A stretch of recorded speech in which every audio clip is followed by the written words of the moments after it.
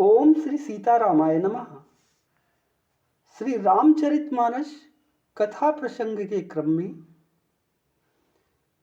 दोहा संख्या 239 बाल कांड से कथा का श्रवण करेंगे। सतानंद पद बंदी प्रभु बैठे गुर पहि जाई, चलहु तात मुनि कहो तब पठवा जनक बुलाई। सतानंद जी के चरणों की वंदना करके प्रभु श्री रामचंद्र जी गुरु जी के पास जा बैठे। तब मुनि ने कहा, हे तात चलो, जनक जी ने बुला भेजा है। सीय स्वयंवरु देखिए जाई, ईशु काहि धों देई बड़ाई। लखन कहा जस भाजनु सोई, नाथ कृपा तब जा पर होई।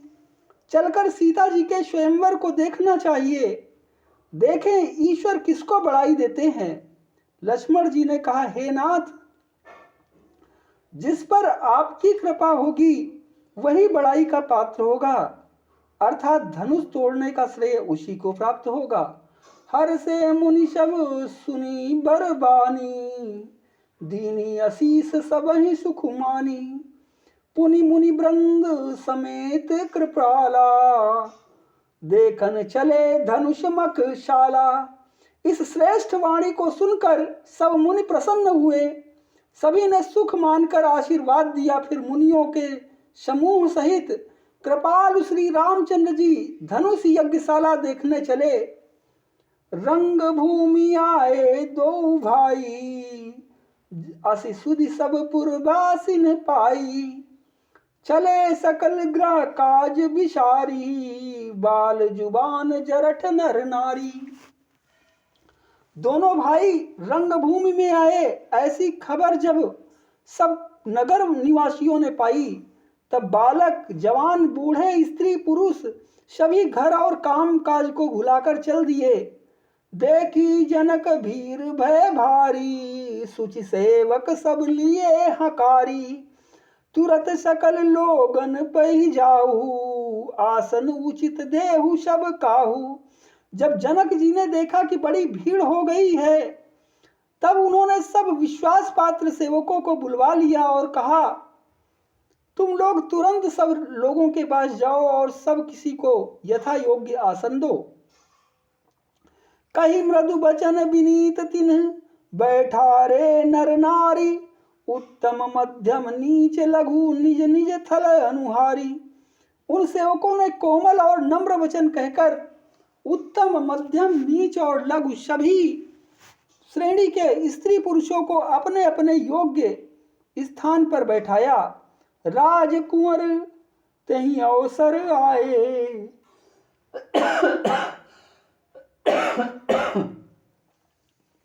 राजकुंवर तेहि अवसर आए। मनहु मनोहरता तन छाए, गुण सागर नागर बर भीरा।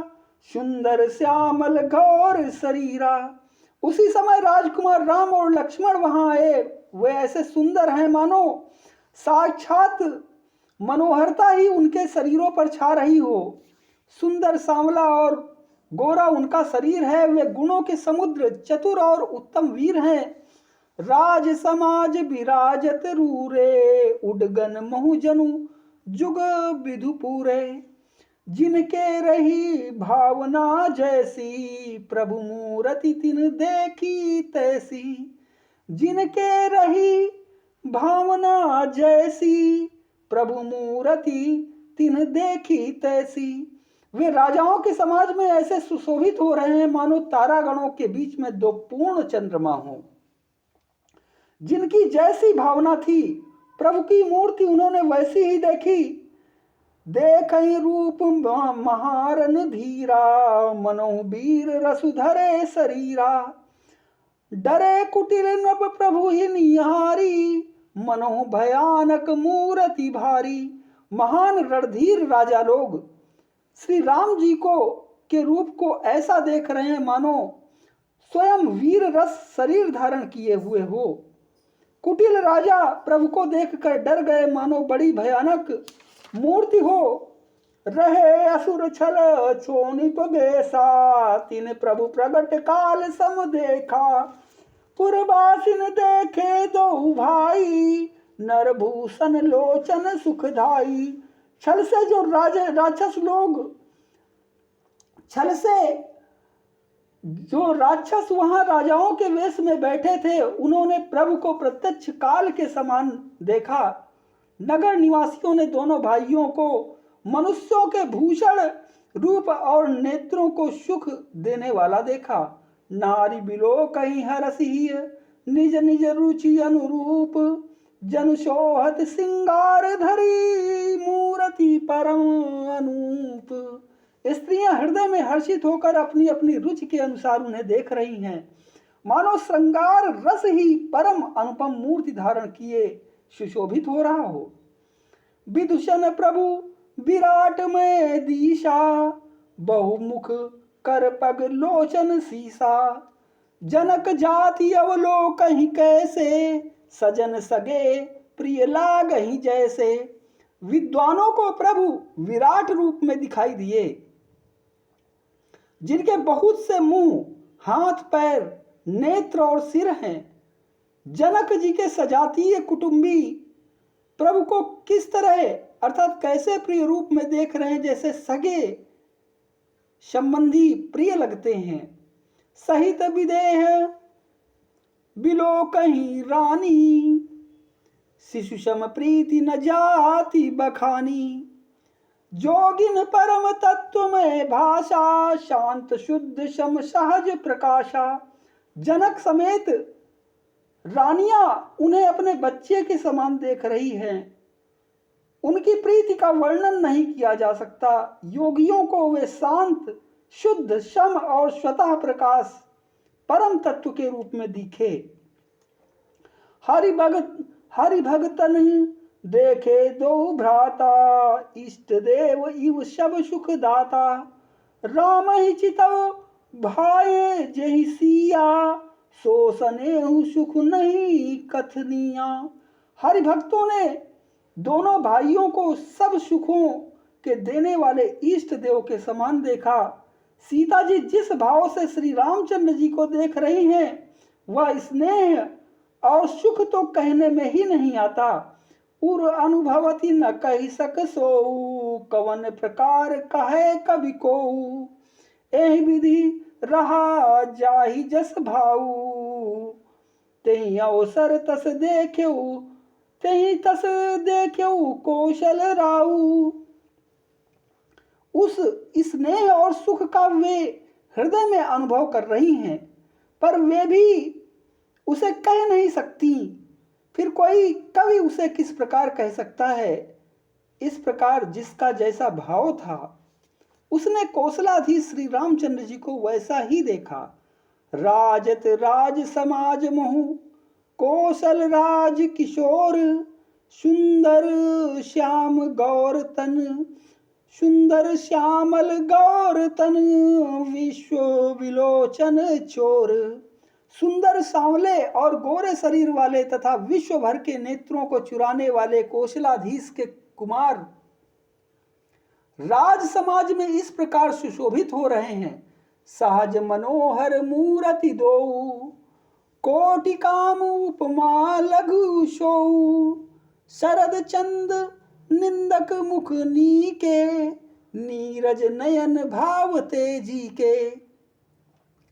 दोनों मूर्तियां स्वभाव से ही बिना किसी बनाव श्रृंगार के मन को हरने वाली हैं। करोड़ों कामदेवों की उपमा भी उनके लिए तुच्छ है। उनके सुंदर मुख शरद पूर्णिमा के चंद्रमा की भी निंदा करने वाले अर्थात उसे नीचा दिखाने वाले हैं, और कमल के समान नेत्र मन को बहुत ही भाते हैं। चितवनी चारु मार मनु हरणी, भावती हृदय जाति नहीं बरनी। कल कपोल श्रुति कुंडल लोला, चिबुक अधर सुंदर मृदु बोला। सुंदर चितवन सारे संसार के मन को हरने वाले, कामदेव के भी मन को हरने वाली है। वह हृदय को बहुत ही प्यारी लगती है, पर उसका वर्णन नहीं किया जा सकता। सुंदर गाल हैं, कानों में चंचल झूमते हुए कुंडल हैं, थोड़ी और अधर ओठ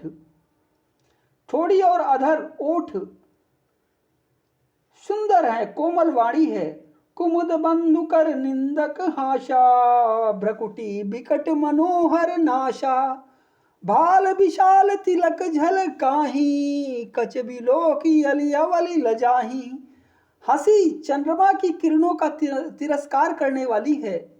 भौहें टेढ़ी और नासिका मनोहर है। ऊंचे चौड़े ललाट पर तिलक झलक रहे हैं, अर्थात तिलक दीप्तमान हो रहे हैं। काले घुंघराले बालों को देखकर भौरों की पंक्तियां भी लजा जाती हैं।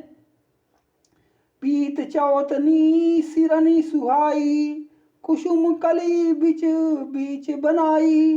रेखे रुचिर कंबुकल गीवा, जनु त्रिभुवन सुषमा की सीवा।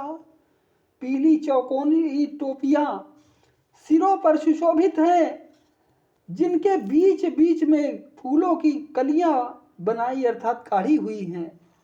शंख के समान सुंदर गोल गले में मनोहर 3 रेखाएं हैं, जो मानो तीनों लोकों की सुंदरता की सीमा को बता रही हूं। कुंजर मणिकंठा कलित, उरनी तुलसिका माल। वृषभ कंद के हरिठवनी, बल निधि बाहु विशाल। हृदयों पर गजमुक्ताओं के सुंदर कंठे और तुलसी की मालाएं सुशोभित हैं। उनके कंधे बैल के कंधे के समान ऊंचे तथा पुष्ट हैं, और ऐड़ अर्थात खड़े होने की शान सिंह की सी है, और भुजाएं विशाल एवं बल की भंडार हैं। कटितूनीर पीत पट बांधे, कर सरस धनुष बाम बर कांधे। पीत यज्ञ उपबीत सुहाए, नखसिक मंजु महा छबिछाए। कमर में तरकश और पीतांबर बंधे हैं। दाहिने हाथों में बाण और बाएं सुंदर कंधे पर धनुष तथा पीले यज्ञोपवीत सुशोभित हैं।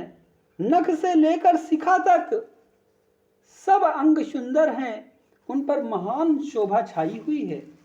देखी लोग सब भय सुखारे, एकटक लोचन चलत न तारे। हर से जनकु देखी दो भाई, मुनिपद कमल कहे तब जाई। उन्हें देखकर सब लोग सुखी हुए। नेत्र एकटक अर्थात निमेष शून्य हैं, और तारे अर्थात पुतलियां भी नहीं चलते। जनक जी दोनों भाइयों को देखकर हर्षित हुए। तब उन्होंने जाकर मुनि के चरण कमल पकड़ लिए।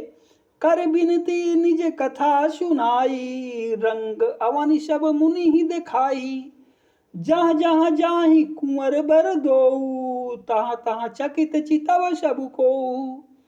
विनती करके अपनी सब कथा सुनाई और मुनि को सारी रंगभूमि अर्थात यज्ञशाला दिखलाई। मुनि के साथ दोनों श्रेष्ठ राजकुमार जहाँ जहाँ जाते हैं वहाँ वहाँ सब कोई आश्चर्यचकित हो देखने लगते हैं। निज निज रुख राम ही सबु देखा, कौन जान कछु मरमु विशेखा। निज निज रुख राम ही सबु देखा, कौन जान कछु मरमु विशेखा। भली रचना मुनि नृपसन कहेऊ, राजा मुदित महासुख लहेऊ। सबने राम जी को अपनी ओर ही मुख किए हुए देखा, परंतु इसका कुछ भी विशेष रहस्य कोई नहीं जान सका। मुनि ने राजा से कहा, रंगभूमि की रचना बड़ी सुंदर है। विश्वामित्र जैसे निष्प्रह विरक्त और ज्ञानी मुनि से रचना की प्रशंसा सुनकर राजा प्रसन्न हुए और उन्हें बड़ा सुख मिला। सब मंचन ते मंचु एक सुंदर विशद विशाल, मुनि समेत दो बंधुता बैठा रे महिपाल। सब मंचों से एक मंच अधिक सुंदर, उज्जवल और विशाल था। स्वयं राजा ने मुनि सहित दोनों भाइयों को उस पर बैठाया। प्रभु ही देख सब नृप ही हारे, जनु राकेश उदय भय तारे। असी प्रतीति सबके मन माही, राम चाप तो रब शक नाही। प्रभु को देखकर सब राजा हृदय में ऐसे हार गए, अर्थात निराश एवं उत्साहहीन हो गए, जैसे पूर्ण चंद्रमा के उदय होने पर तारे प्रकाशहीन हो जाते हैं। उनके तेज को देखकर सबके मन में ऐसा विश्वास हो गया कि श्री रामचंद्र जी ही धनुष को तोड़ेंगे, इसमें संदेह नहीं। बिनु भंजहु भव धनुष विशाला, मेली सी राम उर्माला। अस विचारी गवनहु घर भाई, जसु प्रताप बलु तेजु गवाई। इधर उनके रूप को देखकर सबके मन में यह निश्चय हो गया कि शिव जी के विशाल धनुष को जो संभव है न टूट सके, बिना तोड़े भी सीता जी श्री रामचंद्र जी के गले में ही जयमाल डालेंगी, अर्थात दोनों तरह से हमारी हार होगी और विजय श्री रामचंद्र जी के हाथ रहेगी। यूं सोचकर वे कहने लगे, हे भाई, ऐसा विचार कर यश प्रताप बल और तेज गंवाकर अपने अपने घर चलो। बिहसे अपर भूप सुनि बानी, जे अविवेक अंध अभिमानी।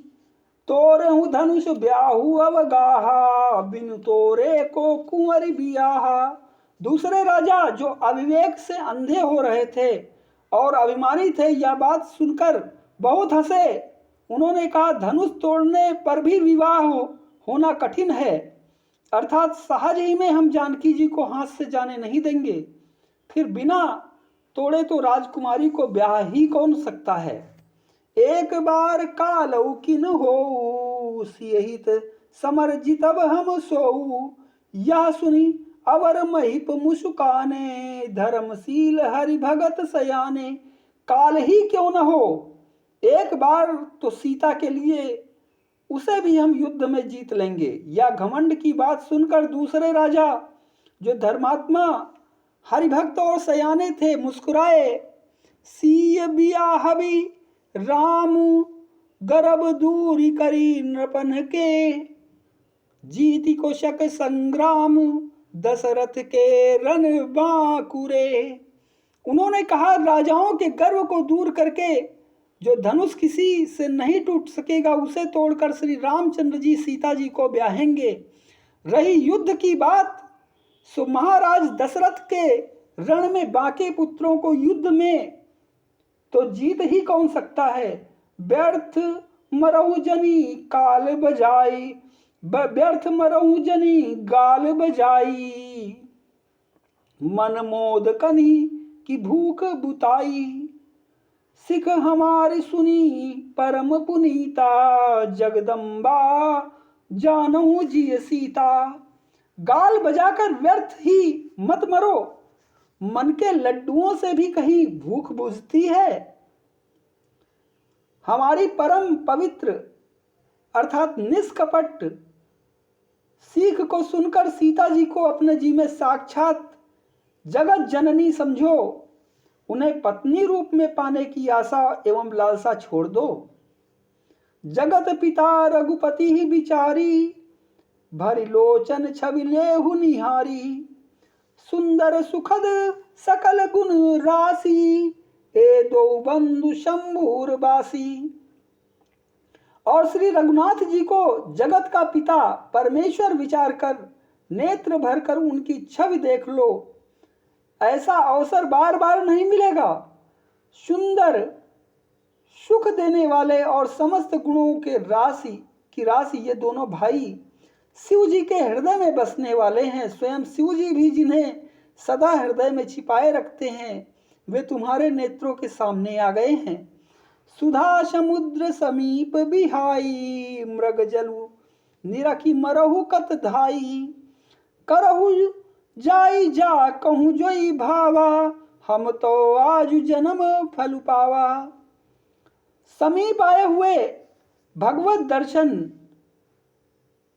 अमृत के समुद्र को छोड़कर तुम जगत जननी जानकी जी को पत्नी रूप में पाने की दुराशा रूप मिथ्या अर्थात मृग तृष्णा जल को देखकर दौड़कर क्यों मरते हो?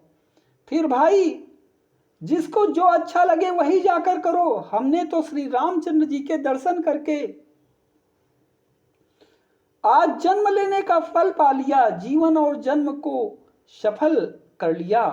अस कही भले भूप अनुरागे, रूप अनूप विलोकन लागे।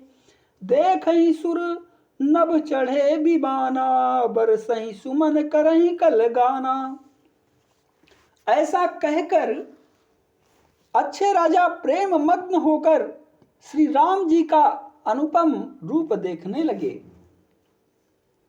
मनुष्यों की तो बात ही क्या, देवता लोग भी आकाश में विमानों पर चढ़े हुए दर्शन कर रहे हैं और सुंदर गान करते हुए फूल बरसा रहे हैं। जानिशु अवसरु सीय तब पठई जनक बुलाई। चतुर सखी सुंदर सकल सादर चली लवाई। तब सुअवसर जानकर जनक जी ने सीता जी को बुला भेजा। सब चतुर और सुंदर सखियां आदर पूर्वक उन्हें लिवा चली। सी शोभा नहीं जाई बखानी, जगदम्बिका रूप गुण खानी। उपमा सकल मोहि लघु लागी, प्राकृत नारी अंग अनुरागी। रूप और गुणों की खान जगत जननी जानकी जी की शोभा का वर्णन नहीं हो सकता। उनके लिए मुझे काव्य की सब उपमाएं तुच्छ लगती हैं, क्योंकि वे लौकिक स्त्रियों के अंगों से अनुराग रखने वाली हैं, अर्थात वे जगत की स्त्रियों के अंगों को दी जाती हैं। काव्य की उपमाएं सब त्रिगुणात्मक माइक जगत से ली गई हैं। उन्हें भगवान की स्वरूपा शक्ति श्री जानकी जी के अपराकृत चिन्मय अंगों के लिए प्रयुक्त करना उनका अपमान करना है और अपने को उपहासास्पद बनाना है। सीय बरनीय तेई उपमा देई, कुकवि कहाई अजस को लेई। जो पट तरिय सीय समसिया, अस जग असि जुबती कहाँ कमनिया। सीता जी के वर्णन में उन्हीं उपमाओं को देकर कौन कुकवि कहलाए और अपयश का भागी बने, अर्थात सीता जी के लिए उन उपमाओं का प्रयोग करना सुकवि के पद से च्युत होना और अपकीर्ति मोल लेना है। कोई भी सुकवि ऐसी नादानी एवं अनुचित कार्य नहीं करेगा। यदि किसी स्त्री के साथ सीता जी की तुलना की जाए तो जगत में ऐसी सुंदर युवती है ही कहाँ जिसकी उपमा उन्हें दी जाए। गिरा मुखर तन अरध भवानी, रति अति दुखित अतनुपति जानी। बिस बारुनी बंधु प्रिय जेहि, कहिए रमा शम किमि बैदेहि। पृथ्वी की स्त्रियों की तो बात ही क्या, देवताओं की स्त्रियों को भी यदि देखा जाए तो हमारी अपेक्षा कहीं अधिक दिव्य और सुंदर, यदि देवताओं की स्त्रियों को भी देखा जाए तो हमारी अपेक्षा कहीं अधिक दिव्य और सुंदर हैं, तो उनमें सरस्वती तो बहुत बोलने वाली हैं। पार्वती अर्धांगिनी है, अर्थात अर्ध नारी नटेश्वर के रूप में उनका आधा ही अंग स्त्री का है, शेष आधा अंग पुरुष शिव जी का है। कामदेव की स्त्री रति पति को बिना शरीर का अर्थात अनंग जानकर बहुत दुखी रहती है और जिनके विष और मध्य जैसे समुद्र से उत्पन्न होने के नाते प्रिय भाई हैं, उन लक्ष्मी के समान तो जानकी जी को कहा ही कैसे जाए। जो छवि सुधा पयोनिधि होई, जो छवि सुधा पयोनिधि होई, परम रूप में कच्छप सोई। शोभा रजु मंदरु सिंगारू, मथै पानी पंकज निज मारू। जिन लक्ष्मी जी की बात ऊपर कही गई है वे निकली थी खारे समुद्र से, जिनको मथने के लिए भगवान ने अति कर्कश पीठ वाले कच्छप का रूप धारण किया। रस्सी बनाई गई महान विषधर वासुकी नाग की, मथानी का कार्य किया अतिशय कठोर मंदराचल पर्वत ने, और उसे मथा सारे देवताओं और दैत्यों ने मिलकर। जिन लक्ष्मी को अतिशय शोभा की खान और परम सुंदरी कहते हैं, उनको प्रकट करने में हेतु बने यह सब असुंदर और एवं स्वाभाविक ही कठोर उपकरण।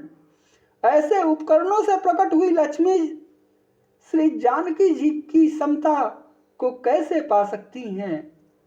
हाँ, इसके विपरीत यदि छवि रूपी अमृत का समुद्र हो, परम रूप में कच्छप हो, शोभा रूप रस्सी हो, श्रृंगार रस पर्वत हो, और उस छवि के समुद्र को स्वयं कामदेव अपने ही कर कमल से मथे।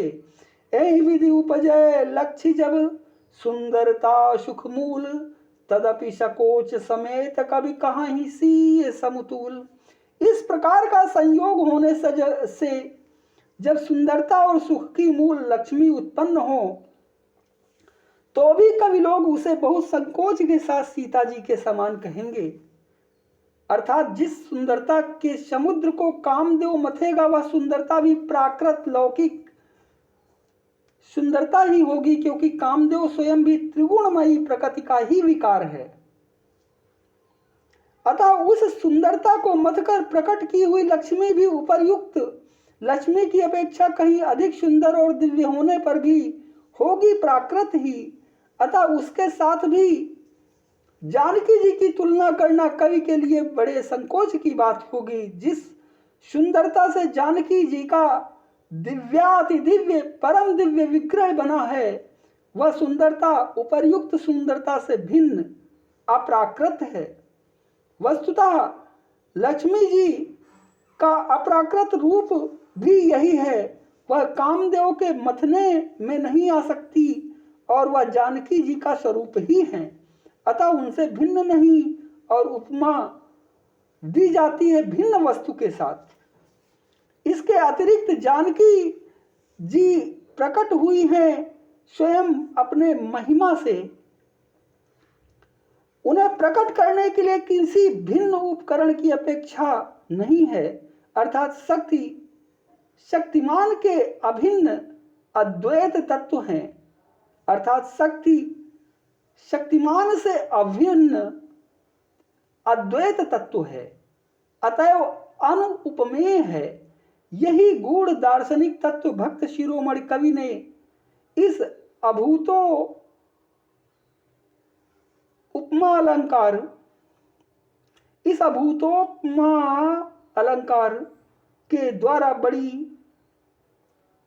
सुंदरता से व्यक्त किया है।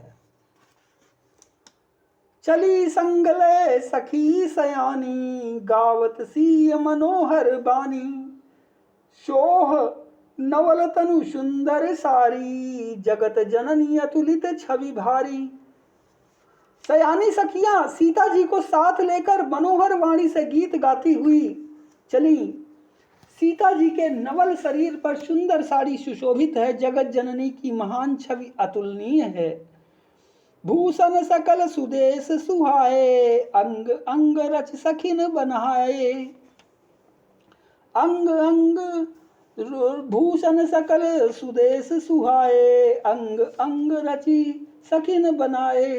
रंग भूमि जब सिय पगुधारी, देखी रूप मोहे नर नारी। सब आभूषण अपने अपनी जगह शोभित हैं, जिन्हें सखियों ने अंग अंग में भली भांति सजाकर पहनाया है। जब सीता जी ने रंग भूमि में पैर रखा, तब उनका दिव्य रूप देखकर स्त्री पुरुष सभी मोहित हो गए। हरसि सुरन दुंदुभि बजाई, बरसी प्रसून अप्सरा गाई। पानी सरोज सोह जय माला, अवचट चितय सकल भुआला। देवताओं ने हर्षित होकर नगाड़े बजाए और पुष्प बरसाकर अप्सराएं गाने लगी। सीता जी के कर कमलों में जयमाला सुशोभित है। सब राजा चकित होकर अचानक उनकी ओर देखने लगे। सीय चकित चित राम ही चाहा, भय मोह बस सब नर नाहा। मुनि समीप देखे दो भाई, लगे ललकी लोचन निधि पाई। सीता जी चकित चित्त से श्री राम जी को देखने लगी। तब सब राजा लोग मोह के वश हो गए। सीता जी ने मुनि के पास बैठे हुए दोनों भाइयों को देखा तो उनके नेत्र अपना खजाना पाकर ललचाकर वहीं श्री राम जी में जा लगे, अर्थात स्थिर हो गए। गुरुजन लाज समाज बड़, देख सी सकुचानी। लागी बिलोकन सखिन तनु, रघुबीर आनी। परंतु गुरुजनों की लाज से तथा बहुत बड़े समाज को देखकर सीता जी सकुचा गई। वे श्री रामचंद्र जी को हृदय में लाकर सखियों की ओर देखने लगी। राम रूप अरु सिय छवि देखे, नरि नारिन परिहरी निमेखे। सोचहि सकल कात सकुचाही, विदिशन विनय करहि मन माही। श्री रामचंद्र जी का रूप और सीता जी की छवि देखकर स्त्री पुरुषों ने पलक मारना छोड़ दिया, अर्थात सब एकटक उन्हीं को देखने लगे। सभी अपने मन में सोचते हैं पर कहते सकुचाते हैं। मन ही मन वे विधाता से विनय करते हैं। हरु विधि बेगी जनक जड़ताई, मति हमारी असी देहि सुहाई। बिनु विचारपन तजी नर नाहू, सी राम कर करे विबाहू। हे विधाता जनक की मूर्ता को शीघ्र हर लीजिए और हमारी ही ऐसी सुंदर बुद्धि उन्हें दीजिए कि जिससे बिना ही विचार किए राजा अपना प्रण छोड़कर सीता जी का विवाह राम जी से ही कर दें। जगु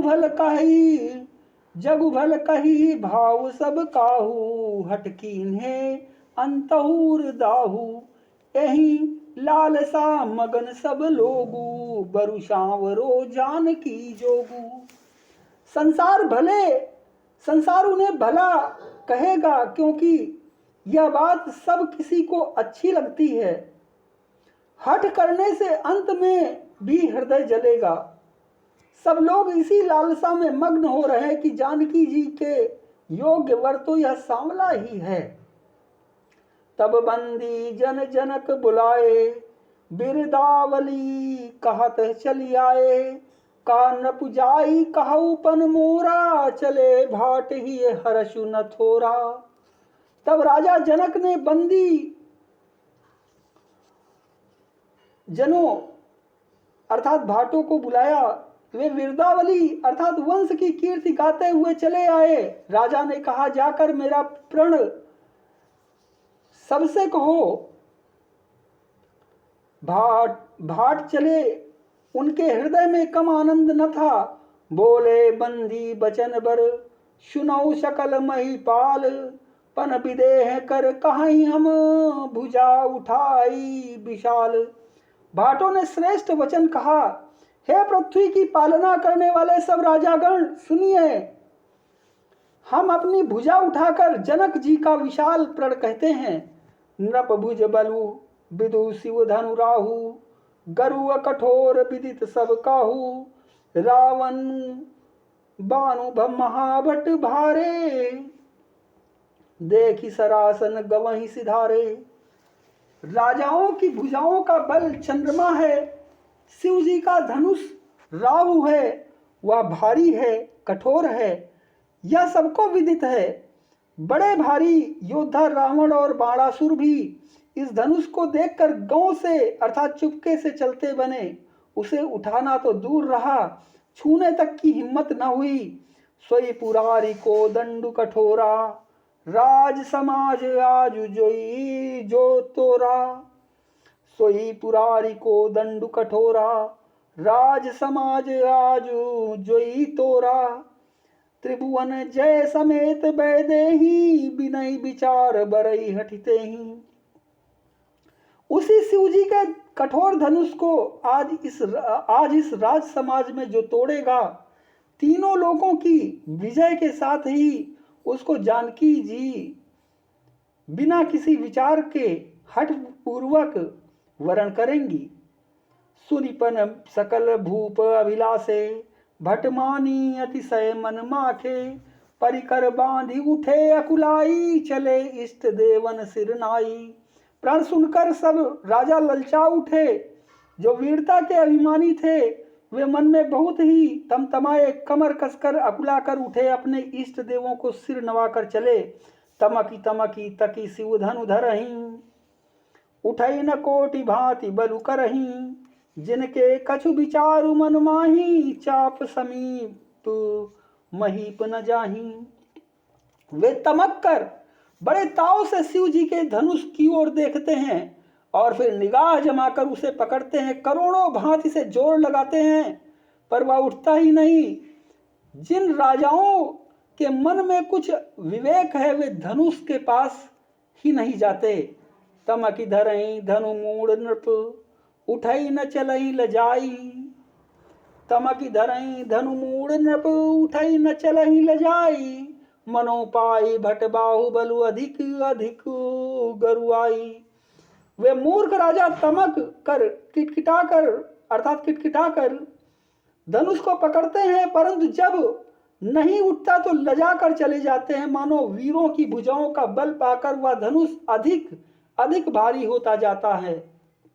भूप साहस दस एक ही बारा, लगे उठावन टरई नटारा। डगई न शंभु शराशनु कैसे, कामी बचन सती मनु जैसे।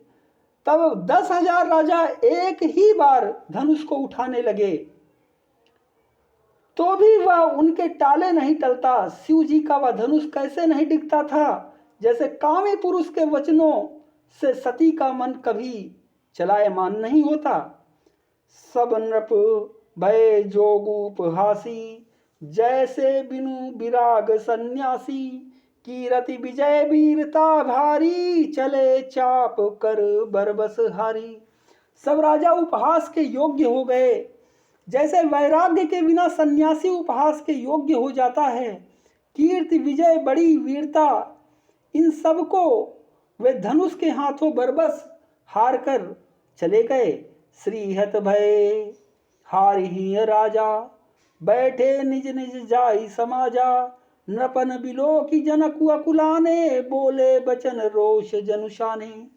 राजा लोग हृदय में हार कर श्रीहीन अर्थात हतप्रभ हो गए और अपने अपने समाज में जा बैठे। राजाओं को असफल देखकर जनक जी अकुला उठे और ऐसे वचन बोले जो मानो क्रोध में सने हुए थे। दीप दीप के भूपति नाना, आए सुनी हम जो पन उठाना। देव धनुज धरि मनुज शरीरा, विपुल वीर आए रणधीरा। मैंने जो प्रण ठाना था उसे सुनकर द्वीप द्वीप के अनेकों राजा आए और दैत्य भी मनुष्य का शरीर धारण करके आए तथा और भी बहुत से रणधीर वीर आए। कुंवरी मनोहर विजय बड़ी, कीरति अति कमनीय।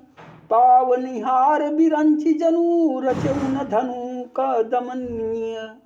परंतु धनुष को तोड़कर मनोहर कन्या बड़ी विजय और अत्यंत सुंदर कीर्ति को पाने वाला मानो ब्रह्मा ने किसी को रचा ही नहीं।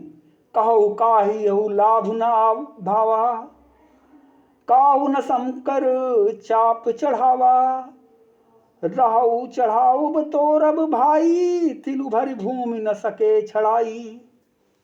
कहिए यह लाभ किसको अच्छा नहीं लगता, परंतु किसी ने भी शंकर जी का धनुष नहीं चढ़ाया। अरे भाई, चढ़ाना और तोड़ना तो दूर रहा, कोई तिल भर भूमि भी ना छुड़ा सका। अब जन को माख है भट मानी, वीर विहीन मही मैं जानी। तजहु आस निज निज ग्रह जाहू, लिखा न विधि बैदेही विबाहु। अब कोई वीरता का अभिमानी नाराज न हो, मैंने जान लिया पृथ्वी वीरों से खाली हो गई। अब आशा छोड़कर अपने अपने घर जाओ। ब्रह्मा ने सीता का विवाह लिखा ही नहीं, शुक्र तु जाई जो पनु परिहरऊं। कुंवरी कुंवारी रहूं का करऊं, जो जनतेऊ बिनु भट भुवि भाई, तो पनु करी होतेऊ न हसाई। यदि प्रण छोड़ता हूं तो पुण्य जाता है, इसलिए क्या करूं, कन्या कुंवारी ही रहे। यदि मैं जानता कि पृथ्वी वीरों से शून्य है तो प्रण करके उपहास का पात्र न बनता।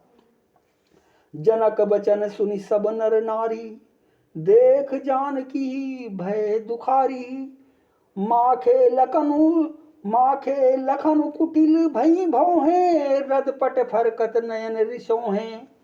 जनक के वचन सुनकर सभी स्त्री पुरुष जानकी जी की ओर देखकर दुखी हुए, परंतु लक्ष्मण जी तमतमा उठे। उनकी भौहें टेढ़ी हो गई, ओठ फड़कने लगे और नेत्र क्रोध से लाल हो गए। कही न सकत रघुबीर डर, लगे बचन जनु बान। नाई राम पद कमल सिरु बोले, गिरा प्रमाण। श्री रघुवीर के डर से कुछ कह तो सकते नहीं, पर जनक के वचन उन्हें बाण से लगे। जब न रह सके तब श्री रामचंद्र जी के चरण कमलों में सिर नवाकर वे यथार्थ वचन बोले।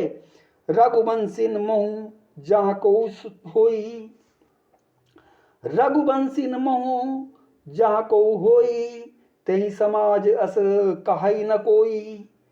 कही जनक जसी अनुचित बानी, विद्यमान रघुकुल मनि जानी। रघुवंशियों में कोई भी जहां होता है उस समाज में ऐसे वचन कोई नहीं कहता, जैसे अनुचित वचन रघुकुल शिरोमणि श्री राम जी को उपस्थित जानते हुए भी जनक जी ने कहे हैं। सुनो भानुकुल पंकज भानु, कहूँ सुभाव न कछु अभिमानु। जो तुम्हारी अनुशासन पावो, कंदुक वो ब्रह्मांड उठावो। हे सूर्य कुल रूपी कमल के सूर्य, सुनिए मैं स्वभाव से ही कहता हूँ, कुछ अभिमान करके नहीं। यदि आपकी आज्ञा पाऊं तो मैं ब्रह्मांड को गेंद की तरह उठा लूं। काचे घट जिमि डारों फोरी, सकऊं मेरु मूलक जिमि तोरी। तो प्रताप महिमा भगवाना, को बापुरो पिनाक पुराना। और उसे कच्चे घड़े की तरह फोड़ डालूं, मैं सुमेरु पर्वत को मूली की तरह तोड़ सकता हूं। हे भगवान, आपके प्रताप की महिमा से यह बेचारा पुराना धनुष तो कौन चीज है। नाथ जानियस आयसु हो, कौतुक करो बिलो की सो। कमल नाल जिमि चाप चढ़ावो, जो जन सत प्रमाण ले धावो। ऐसा कहकर हे नाथ, आज्ञा हो तो कुछ खेल करूं। उसे भी देखिए, धनुष को कमल की डंडी की तरह चढ़ाकर उसे 100 योजन तक दौड़ा लिए चला जाऊं। तोरो छत्रक दंड जिमि, तो प्रताप बलनाथ। जो न करो प्रभु पद शपथ, कर न धरो धनु भाथ। हे नाथ, आपके प्रताप के बल से धनुष को कुकर मुत्ते अर्थात बरसाती छत्ते की तरह तोड़ दूं। यदि ऐसा न करूं तो प्रभु के चरणों की शपथ है, फिर मैं धनुष और तरकस को कभी हाथ में भी न लूंगा। लखन सकोप बचन जे बोले, लखन सकोप बचन जे बोले। डगमगाही मही दिग्गज डोले, सकल लोग सब भूप डराने। सियहि हरसु जनकु सकुचाने। जो ही लक्ष्मण जी ने क्रोध में भरे वचन बोले, पृथ्वी डगमगा उठी और दिशाओं के हाथी कांप उठे। सभी लोग और सब राजा डर गए। सीता जी के हृदय में हर्ष हुआ और जनक जी सकुचा गए। गुर रघुपति सब मुनि मन माही। मुदित भय पुनि पुनि पुलकाही। शयन ही रघुपति लखन निवारे, प्रेम समेत निकट बैठारे। गुरु विश्वामित्र जी श्री रघुनाथ जी और सब मुनि मन में प्रसन्न हुए और बार बार पुलकित होने लगे। श्री रामचंद्र जी ने इशारे से लक्ष्मण को मना किया और प्रेम सहित अपने पास बैठा लिया। विश्वामित्र समय शुभ जानी, विश्वामित्र समय शुभ जानी, बोले अति स्नेह मैं बानी। उठहु उठहु राम भंजहु भव चापा, मेटहु तात जनक परितापा। विश्वामित्र जी ने शुभ समय जानकर अत्यंत प्रेम भरी वाणी बोले, हे राम उठो, शिव जी का धनुष तोड़ो और हे तात जनक का संताप मिटाओ।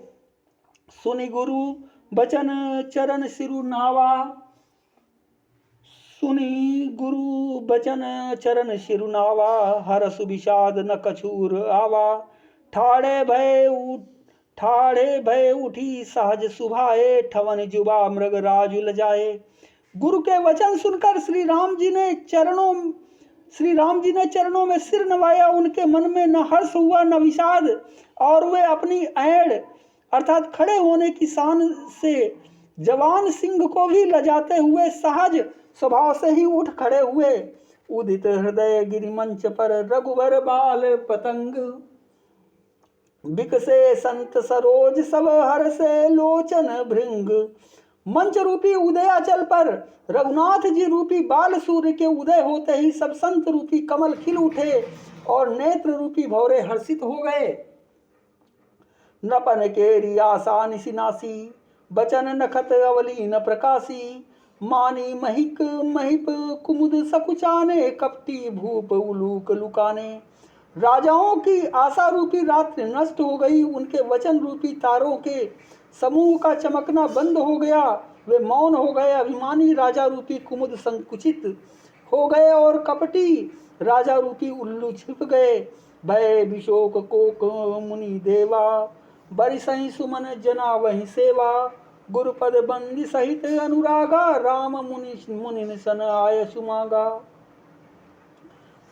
मुनि और देवता रूपी चकवे शोक रहित हो गए। वे फूल बरसाकर अपनी सेवा प्रकट कर रहे हैं। सेव प्रेम सहित गुरु के चरणों की वंदना करके श्री रामचंद्र जी ने मुनियों से आज्ञा मांगी। सहज ही चले सकल जग स्वामी, मत मंजुबर कुंजर गामी। चलत राम शब पुर नर नारी, पुलक पूरी तन भय सुखारी। समस्त जगत के स्वामी श्री राम जी सुंदर मत वाले श्रेष्ठ हाथी की सी चाल से स्वाभाविक ही चले। श्री रामचंद्र जी के चलते ही नगर भर के सब स्त्री पुरुष सुखी हो गए और उनके शरीर रोमांच से भर गए। बंदी पितर सुर सुकृत संभारे, जो कछु पुण्य प्रभाव हमारे। तो शिव धनु मृणाल की नाई, तो रहूं राम गणेश गोसाई। उन्होंने पितर और देवताओं की वंदना करके अपने पुण्यों का स्मरण किया। यदि हमारे पुण्यों का कुछ भी प्रभाव हो तो हे गणेश गोसाई, श्री रामचंद्र जी शिव जी के धनुष को कमल की डंडी की भांति तोड़ डालें। राम ही प्रेम समेत लखी सखिन समीप बुलाई, सीता मातु स्नेह बस बचन कहई बिल खाई। श्री रामचंद्र जी को वात्सल्य प्रेम के साथ देखकर और सखियों को समीप बुलाकर सीता जी की माता स्नेहवश विलख कर अर्थात विलाप करती हुई सी ये वचन बोली। सखी सब कौतुक देख निहारे, जो कहावत ही तू हमारे। को न बुझाई कहाई गुरु पाही, बालक असी हठि बल नाही। हे सखी, ये जो हमारे हितू कहलाते हैं वे भी सब तमाशा देखने वाले हैं। कोई भी इनके गुरु विश्वामित्र जी को समझाकर नहीं कहता कि ये श्री राम जी बालक हैं। इनके लिए ऐसा हठ अच्छा नहीं। जो धनुष रावण और बाण जैसे जगत विजयी वीरों के हिलाए नहीं सका, उसे तोड़ने के लिए मुनि विश्वामित्र जी का राम जी को आज्ञा देना, राम जी को उसे तोड़ने के लिए चल देना रानी को हठ जान पड़ा। इसलिए वे कहने लगी कि गुरु विश्वामित्र जी को कोई समझाता भी नहीं। रावण बाण छुआ नहीं चापा, हारे शकल भूप करी तापा। जो धनुराज कुंवर कर देही, बाल मराल की मंदर लेही। रावण और बाणासुर ने जिस धनुष को छुआ तक नहीं और सब राजा घमंड करके हार गए, वही धनुष इस सुकुमार राजकुमार के हाथ में दे रहे हैं। हंस के बच्चे भी कहीं मंदराचल पहाड़ उठा सकते हैं। भूप सयानप शकल सिरानी, सखी विधि गति कछु जात न जानी। बोली चतुर सखी मृदुबानी, तेजवंत लघु गनीय न रानी। और तो कोई समझाकर कहे या नहीं, राजा तो बड़े समझदार और ज्ञानी हैं, उन्हें तो गुरु को समझाने की चेष्टा करनी चाहिए थी, परंतु मालूम होता है राजा का भी सारा सयानापन समाप्त हो गया। हे सखी, विधाता की गति कुछ भी जानने में नहीं आती। यूं कहकर रानी चुप हो रही। तब एक चतुर राम जी के महत्व को जानने वाली सखी कोमल वाणी से बोली, हे रानी, तेजवान को अर्थात देखने में छोटा होने पर भी छोटा नहीं गिनना चाहिए। कहाँ कुंभज कहाँ सिंधु अपारा, सो से सुजसु सकल संसारा। रवि मंडल देखत लघु लागा, उदयता सुति भुवन तम भागा। कहाँ घड़े से उत्पन्न होने वाले छोटे से मुनि अगस्त्य और कहाँ अपार समुद्र, किंतु उन्होंने उसे सोख लिया। जिसका सुयस सारे संसार में छाया हुआ है। सूर्य मंडल देखने में छोटा लगता है, पर उसके उदय होते ही तीनों लोकों का अंधकार भाग जाता है। मंत्र मंत्र परम लघु जासु बस, विधि हरिहर सुर सर्व। महामत गजराज कहूँ बस कर अंकुश खर्व। जिसके वश में ब्रह्मा विष्णु शिव और सभी देवता हैं, वह मंत्र अत्यंत छोटा होता है। महान मत वाले गजराज को छोटा सा अंकुश वश में कर लेता है। काम कुसुम धनुषायक लीन है, सकल भुवन अपने बस कीन है। देवी तजी संसौस जानी, भंजब धनुष राम सुनु रानी। कामदेव ने फूलों का ही धनुष बाण लेकर समस्त लोगों को अपने वश में कर रखा है। हे देवी, ऐसा जानकर संदेह त्याग दीजिए। हे रानी सुनिए, श्री रामचंद्र जी धनुष को अवश्य ही तोड़ेंगे। सखी बचन सुनी भय परतीति, मिटा विषादु बढ़ी अति प्रीति। तब राम बिलो की भय देही, सभय हृदय बिनवती जेहिते ही। सखी के वचन सुनकर रानी को श्री रामचंद्र जी के सामर्थ्य के संबंध में विश्वास हो गया। उनकी उदासी मिट गई और श्री राम जी के प्रति उनका प्रेम अत्यंत बढ़ गया। उस समय श्री रामचंद्र जी के को देखकर सीता जी भयभीत हृदय से जिस देवता को से विनती कर रही हैं, मन ही मन मनाव अकुलानी, हो प्रसन्न महेश भवानी। करऊँ सफल आपन सेवकाई, करही तू हरहु चाप गरुआई। वे व्याकुल होकर मन ही मन मना रही हैं, हे महेश भवानी, मुझ पर कृपा कीजिए, मुझ पर कृपा कीजिए।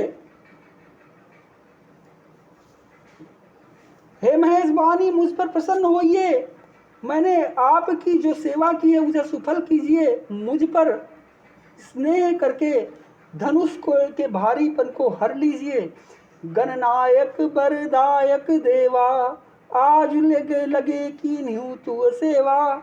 बार बार बिनती सुनी मोरी, करऊँ चाप गुरुता अति थोरी। हे गणों के नायक, वर देने वाले देवता गणेश जी, मैंने आज ही के लिए तुम्हारी सेवा की थी। बार बार मेरी विनती सुनकर धनुष का भारीपन बहुत ही कम कर दीजिए। देख रघुबीर तन, सुरमनाओ धरि धीर। भरे विलोचन प्रेम जल पुलकावली शरीर।